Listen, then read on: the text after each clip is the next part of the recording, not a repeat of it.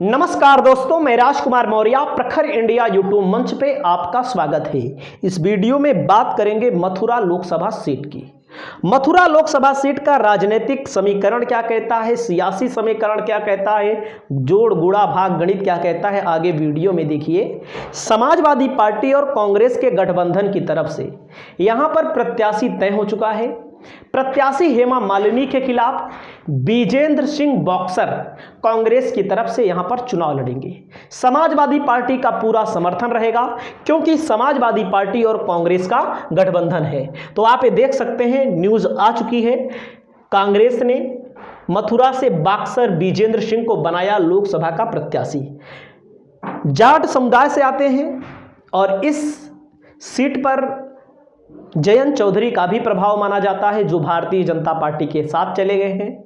और यहाँ का राजनीतिक समीकरण क्या है, थोड़ा सा मैं आपको कैलकुलेशन करके दिखाता हूँ, जिससे आपको समझ में आए कौन सी पार्टी मजबूत है, कौन सी पार्टी यहाँ पर कमजोर स्थिति में है। तो आपको खुद मालूम हो जाएगा। मैं किसी की तरफ से बात नहीं कर रहा हूँ। इनको टिकट दिया गया है, लगभग इनको टिकट फाइनल हो चुका है, जल्द ही ऐलान हो जाएगा। तो यहाँ का मैं 2019 का आंकड़ा, 14 का, 9 का आंकड़ा, उसके अलावा विधानसभा रिजल्ट का आंकड़ा सब मैं दिखा रहा हूं आपको।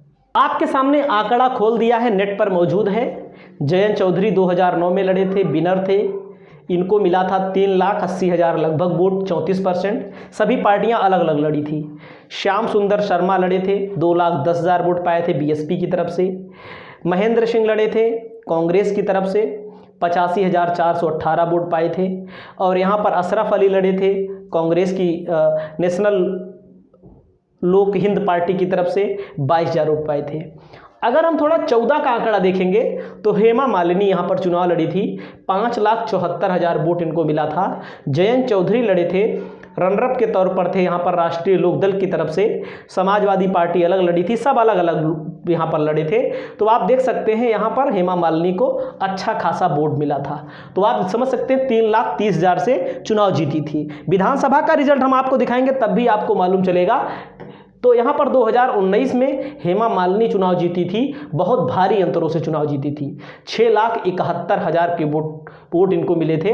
तो आप ये समझ सकते हैं, ये था थोड़ा लोकसभा का आंकड़ा। तो लेकिन जब लास्ट में विधानसभा का चुनाव हुआ है, तो विधानसभा के चुनाव में, और कुछ लोगों का ये मानना होता है विधानसभा लोकसभा का कोई विशेष वो नहीं होता है, मेरा खुद का ही नहीं मानना है। तमाम पॉलिटिकल पार्टी इसी आधार पर टिकट देती हैं, चाहे बीजेपी हो, चाहे समाजवादी पार्टी हो, चाहे बसपा हो, चाहे कांग्रेस हो, चाहे जो हो। जो लोग जहाँ पर अच्छा विधानसभा में रिजल्ट आता है, वहाँ पर ज़्यादा चांसेस होते हैं अनेक पार्टियों के जीतने के। तो यहाँ पर भाई पहले राष्ट्रीय लोकदल समाजवादी पार्टी के साथ थी, अब राष्ट्रीय लोकदल बीजेपी के साथ चली गई है। एक फैक्टर ये है। दूसरा फैक्टर ये है, विजेंद्र सिंह को टिकट क्यों दिया जाएगा?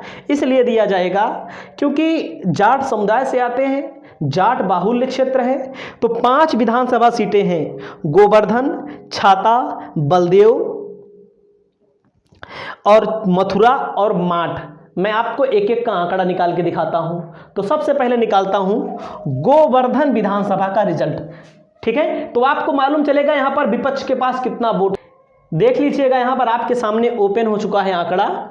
बीजेपी के पास इतना वोट है 1,199 और यहाँ पर बीएसपी के पास 57,000। मतलब कि आरएलडी जो अपने आप को कहती है कि हम जाटों के सबसे बड़े नेता हैं, सबसे बड़ी पार्टी है, जो सपा के गठबंधन के साथ चुनाव लड़ी थी। तो आप देख सकते हैं किसी की तरफदारी नहीं कर रहे हैं। बीजेपी के पास लगभग दुगना वोट है, आप समझ सकते हो।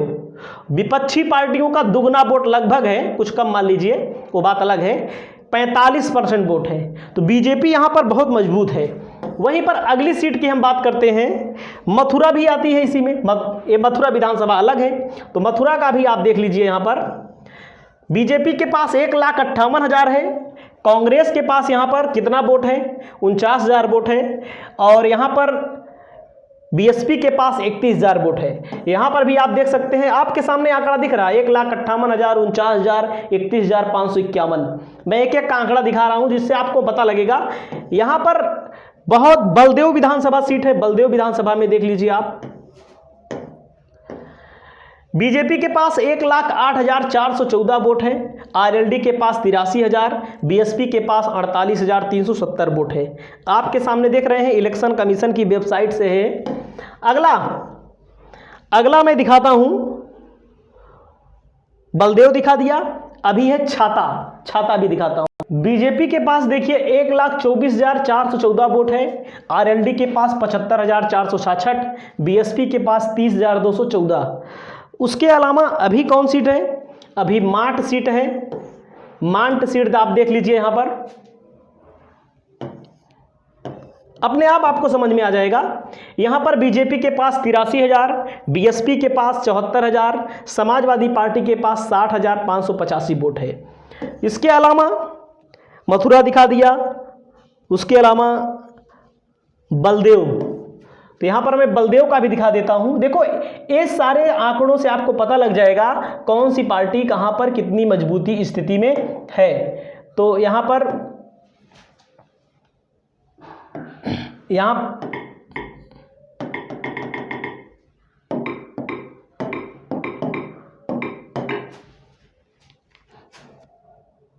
बलदेव अभी मैंने ओपन किया था शायद, देख सकते हैं आपके सामने 1,08,000 वोट है, आरएलडी के पास 83,000 वोट है। तो कहने का मतलब विपक्ष यहां पर बहुत वीक है, बहुत कमजोर है।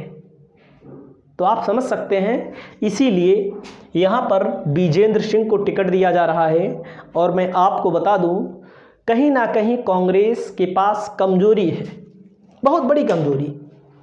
अगर अमेठी रायबरेली में खुद ना लड़ करके किसी अन्य को लड़ाते हैं लोकसभा चुनाव में, तो कहीं ना कहीं मैं आपको बता रहा हूं, बीजेपी अमेठी भी जीत जाएगी, रायबरेली भी जीत जाएगी। क्योंकि कांग्रेस के पास 17 तो सीटें ली गई इंडिया गठबंधन की तरफ से, भाई लेनी चाहिए क्योंकि नेशनल पार्टी है। और आप देख रहे हैं कितना वीक है यहाँ पर विपक्ष। मूल रूप से यह शहरी सीट है, दिल्ली से सटी हुई सीट है। मथुरा के लोग दिल्ली में काम करने के लिए रोजाना ट्रेन से आते हैं, ट्रेन से जाते हैं। यहाँ तक कि दूध वगैरह बराबर, मतलब कि मथुरा से लोग गाड़ी पे लाद के लाते हैं, गाड़ी से लाद के ले जाते हैं। मथुरा की जो लोकसभा सीट है, इस सीट पर कहीं ना कहीं बीजेपी बहुत ही स्ट्रांग पोजीशन पर है, बहुत ज़्यादा। यहाँ पर जाट कैंडिडेट दिया जा रहा है, जाट। अब हेमा मालिनी के प्रति एंटी इनकम्बेंसी अगर हो, लोग उनको ना पसंद करते हो, तो भले यहाँ पर विपक्ष चुनाव में कुछ टिक पाए, बाकायदा यहाँ पर विपक्ष चुनाव में नहीं टिक पाएगा। ये मैं बता रहा हूँ आपको। आपकी क्या राय है? आप अपनी राय कमेंट में लिखिए। इस वीडियो में इतना ही। नमस्कार।